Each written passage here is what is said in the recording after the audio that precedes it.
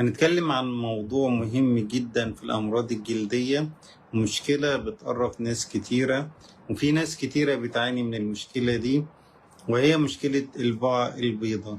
والبقع البيضاء اللي بتظهر في الجلد بتكون نتيجة نقص في صبغة الميلانين اللي موجودة في الجلد بتاعنا. وطبعا أول حاجة وأهم مرض لازم نذكره في الموضوع ده هو مرض البهاء.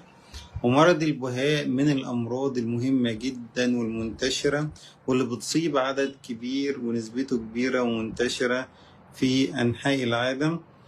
والمرض البهاء الحمد لله تعالى المصريين كان ليهم أبحاث مهمة جدا، وعندنا علماء عملوا فيه أبحاث كتيرة وقدروا إن هم يوصلوا لنتائج مهمة جدا، ونشر الأبحاث بتاعتهم في مجلات عالمية، وإسهاماتهم معروفة بالنسبة للجميع في مشكلة مرض البهاء. مرض البهاء ده من الأمراض الشائعة.